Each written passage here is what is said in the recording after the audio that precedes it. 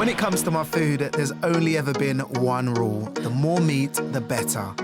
But as much as a kebab or spicy wing-free life scares me, I am going meat-free for January. And who knows, maybe forever.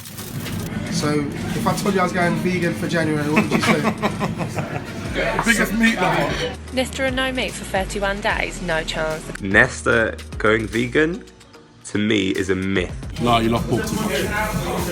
Yeah, it's gonna be hard for you. Very, very, very, very, very hard. I do like meat, but I love a challenge more. I've also heard there are health benefits to a vegan diet. It seems the vegan lifestyle is growing and at a rapid rate, with thousands of people across the UK taking part in Veganuary. Vegan, now I see clearer. No meat, no cheese, no milk, no... Veganism also has a lot of celebrity backing. Sia, Miley Cyrus and Ariana Grande have all committed to the diet. My last ever kebab, so no more business from me. Yeah? I'm about to go vegan. Vegan? When you come back or no? I might come back, I might not. But if I don't, thank you very much. It's been emotional. Over the next month, I'll meet those leading the vegan charge. And I would say at least 40 to 50% of the people that come to that weekly market aren't vegan, or they're not yet vegan. We like to call them pregans. I think that it's definitely the best decision I've ever made in my life. I went somewhere the other day, I ordered tomato soup. That's not a thing. And those leading the defence of meat. Veganism isn't the future.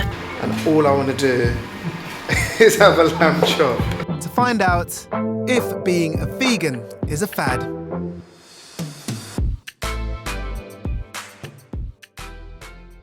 After walking around this supermarket for what feels like an eternity, reading the small print on all the ingredients, I think I have what it takes to make soup.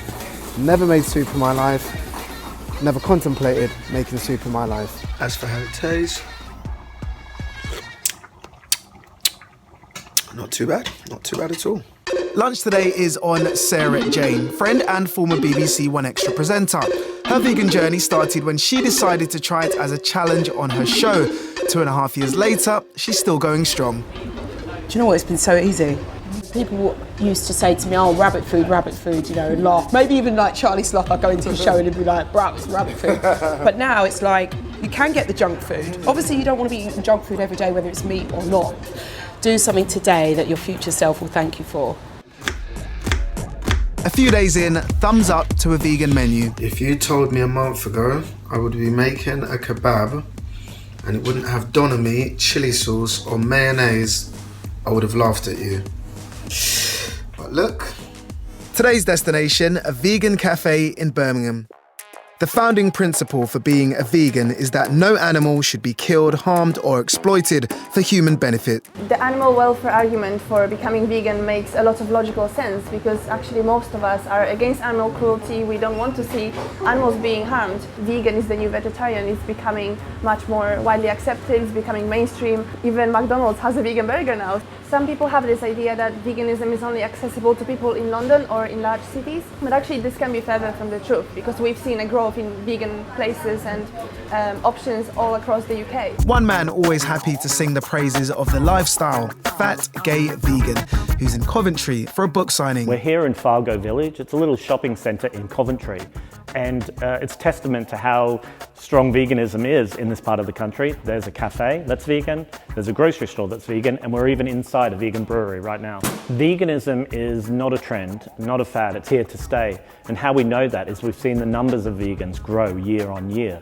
And now when you walk down the high street and businesses are shouting, hey, vegan customers, come in here, I think we've reached that tipping point. It's a point of no return. It's not going to fall back. Wherever you go now, there's more choice than ever, and it's because people are slowly sort of waking up, and then all the other companies, they don't really want to lose out. So everyone's really adapting. So wherever you go now, you'll always find something that, you know, that will be suitable for vegans. I had quite a bit of a struggle at first at school with people just telling me that I was being really stupid and that it was wrong and that I wasn't actually helping anything and it wasn't making a difference. But I just kind of learnt to ignore it because it's what I want to do, so it's not really got anything to do with them. It was fine. And it's becoming in the easier end. because more famous people are vegan now, so you know, it's become more mainstream, won't it? I think that it's definitely the best decision I've ever made in my life, so. I don't see myself as someone who's easily brainwashed, and I use that term quite loosely, but I think the more people I talk to, the more empowered I feel, and the more I feel like I'm making a choice for me. So I was born, my parents fed me meat because that was their choice. Me suddenly not eating meat, it's like I'm doing something for me and no one's forced me to live that way. Once people have got that reason in their heart and their mind for going vegan, it's very difficult, almost impossible to come back from that.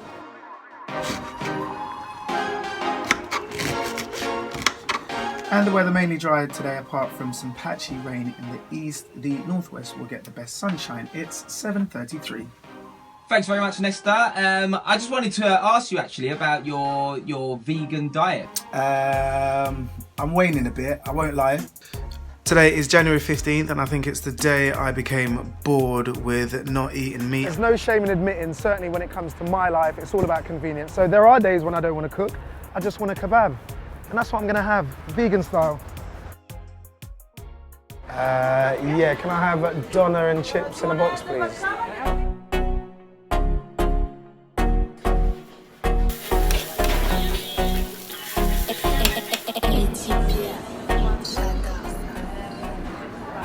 That's amazing. I'm almost gonna taste it again because I don't believe it's not meat. This is my type of vegan food.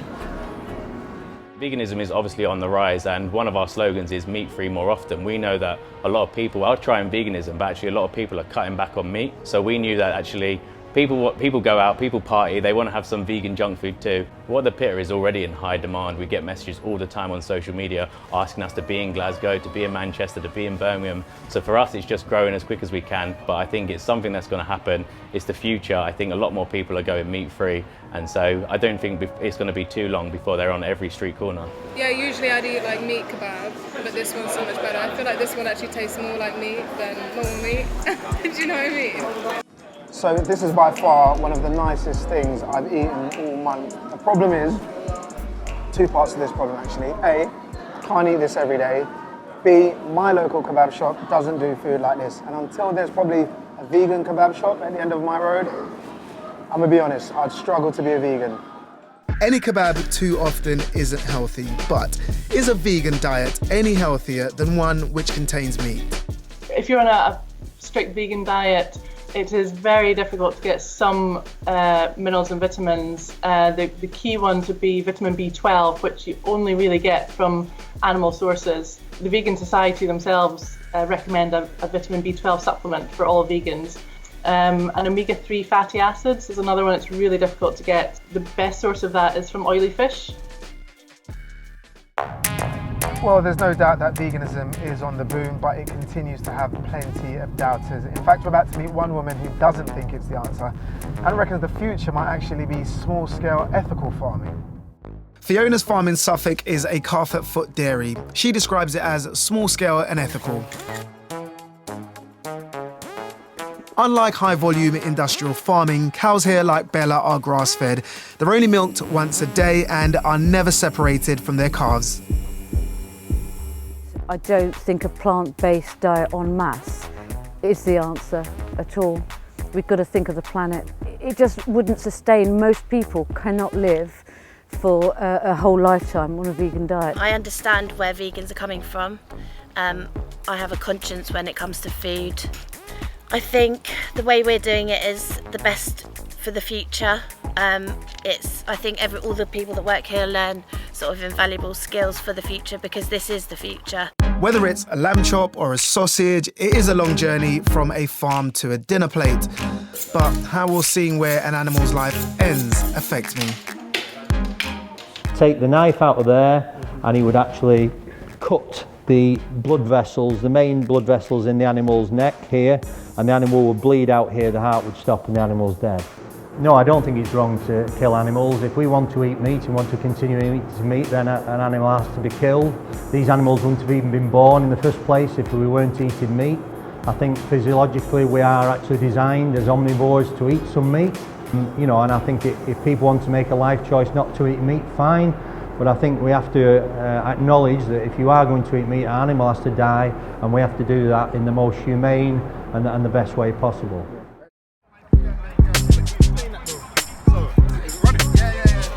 So 5-1, this is what a vegan diet does. Yeah, two vegans and man on the matches. Two vegans. I didn't even know you was a vegan. Vegan. Two vegans. When you're vegan. Hat trick. I'm not saying it's the vegan diet. Proof is in the pudding. But if I score 3 next week, I might stick with it. Nice. Come on, let's go. More energy, more energy. At this stage, I am feeling leaner, more energetic, and my skin has never been this clear. Well, today we are combining two things that I love, football and food. This is Forest Green Rovers, the first ever vegan football team. Em is the head chef at the club. Yes, Bennett went vegan and he's loving it. He's really, really enjoying it, and he's been vegan for several months now. And he feels great as a result. Well, I did get called a dictator, you know. The argument we came back with was, look, we aren't dictating what you eat, we're setting the menu. You know, we're responsible for the food we put on here, and we are taking that responsibility, and we're not involving meat and dairy because those are important things to avoid. And if you want to bring your own food to a football game, you can. We aren't going to stop you. It's against the traditional sort of outlook of most clubs where you get sort of meat, you get burgers, pies, hot dogs and everything else. The overarching thing is the food is pretty good, tastes really good, and as long as the food tastes good, then you can't really complain. It's good to be different. We're glad that we're different.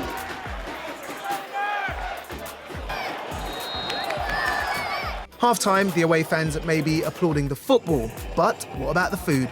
It's good. I wouldn't call it gourmet. Definitely better than the pies at Kidderminster.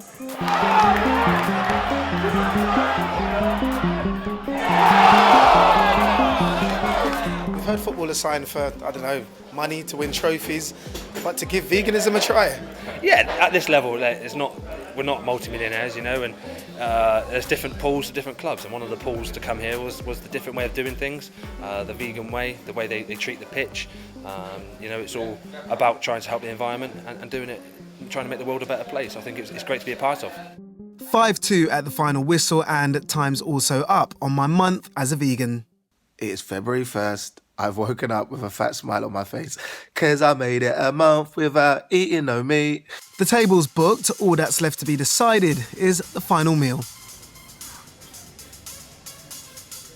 Looking at the menu and being in there makes me happy. I can smell everything that I'm familiar with. This has been the scene of so many meat massacres, especially after the gym.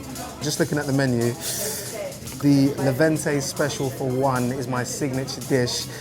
Lamb chops, hot wings, doner, shish. It would be easy, I think, just to order a vegan or a vegetarian dish, but I think an ultimate test might be to order a meat option and a vegetarian option, have them in front of me, and then I'll choose.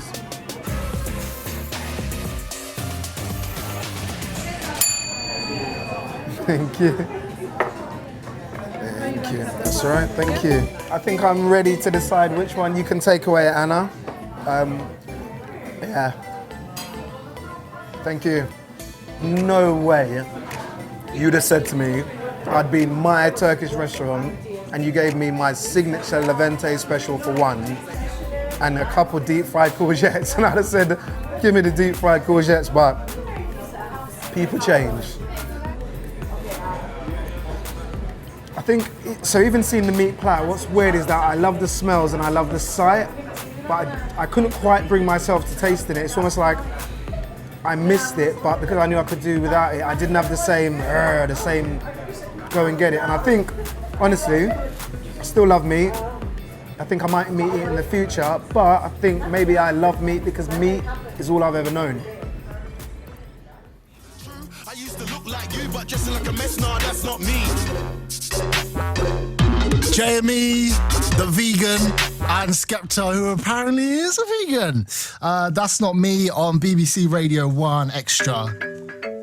We're talking about veganism on today's show. It's #OneExtraTalks. I don't know what it is about me that makes people not believe me, but honestly, for the entire month, no meat, no dairy, no milk. Although I slipped up once because I ordered mayonnaise, not thinking, I was halfway through the chips and I thought I could throw them away or I could finish them. So I did finish them. But that aside, I promise you, hand on heart, completely for the whole entire January.